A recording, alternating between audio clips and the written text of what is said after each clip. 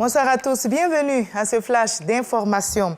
Le prix des kilogrammes de cacao pour la campagne intermédiaire a été fixé à 825 francs CFA. C'est le même prix déterminé lors de la campagne principale et l'information est bien accueillie par les producteurs. Ils y voient là une prise en compte par le gouvernement de leurs revendications pour un revenu décent et ils l'ont fait savoir à nos reporters qui sont allés à leur rencontre au lendemain de l'annonce du prix par le ministre d'État, ministre de l'Agriculture et du Développement rural, Kobena Kwasi Adjumani. Le ministère de la Promotion de la Jeunesse, de l'Insertion professionnelle et du Service civique et l'INHPHB ont signé 4 conventions à Yamoussoukro. Ce partenariat permettra, entre autres, de former 3000 jeunes aux valeurs civiques et morales et l'ouverture d'un guichet emploi. Les ministres Adama Diawara et Mamadou Touré ont réitéré leur engagement à aider la jeunesse à s'insérer dans la vie socio- et professionnelle. Kades Sogodogo. 3000 jeunes issus de 14 districts autonomes de Côte d'Ivoire seront formés aux valeurs civiques et morales dans le cadre du service national des jeunes. Une convention de partenariat entre l'Institut national polytechnique Félix Houphouët-Boigny de Yamoussoukro et le ministère de la Promotion de la Jeunesse, de l'Insertion professionnelle et du Service civique vient d'être signé dans ce sens.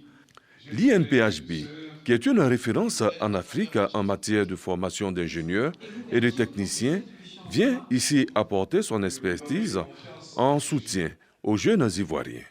3 autres conventions, notamment l'installation et l'inauguration du guichet emploi jeune, l'extension de la parcelle agricole expérimentale qui passe de 2 à 9 hectares, font désormais de l'INPHB un pion clé pour la promotion des jeunes. Les jeunes qui sont formés ici reçoivent des formations de qualité, ils sont formés pour l'emploi, mais nous souhaitons aujourd'hui que la Côte d'Ivoire aussi puisse former des jeunes pour l'auto-emploi, qui fera d'eux également des employeurs de demain et qui aideront justement dans la politique de réduction du taux de chômage au niveau national. Les ministères concernés, représentés au plus haut niveau, réitèrent la volonté du gouvernement d'œuvrer pour le bien-être des jeunes Ivoiriens.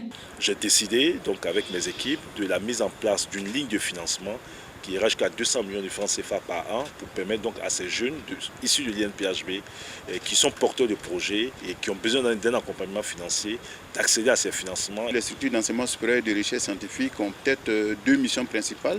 C'est l'enseignement. Il y a aussi que ces structures-là ont une vocation, ont une mission, c'est le service à la communauté. Et je pense que là, on est de plein pied dans cette mission. La phase pilote du service national des jeunes démarre dès les vacances 2022 avec 500 jeunes. Voilà, c'était le reportage de Kades Sogodogo sur la convention signée entre l'INPHB et le ministère de la Promotion de la Jeunesse.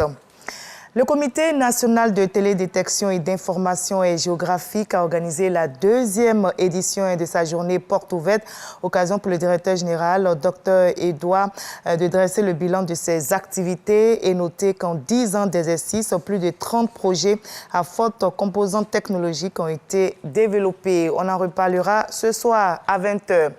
Les personnels féminins des forces de défense et de sécurité ont été célébrés. Une célébration en présence de la ministre de la Femme, de la Famille et de l'Enfant qui a été marquée par une démonstration de saut en parachute exécutée par la première femme chuteur opérationnelle de Côte d'Ivoire. Elle est issue des forces spéciales. La cérémonie s'est tenue à Akwedo, ancien camp.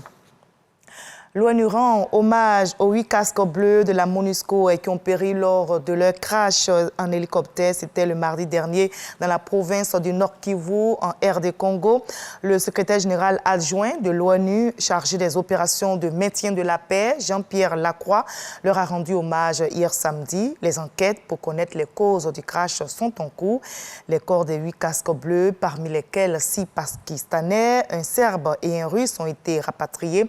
La MONUSCO indique que le crash de l'hélicoptère a eu lieu alors qu'il effectuait une mission de reconnaissance dans la région.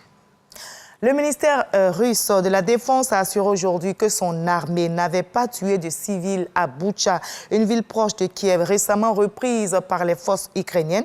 Il affirme que les images montrant des dizaines de cadavres dans les rues, certains avec les mains liées dans le dos, sont une fabrication de l'Ukraine. Notez que cela fait maintenant 39 jours que la Russie et l'Ukraine sont en guerre.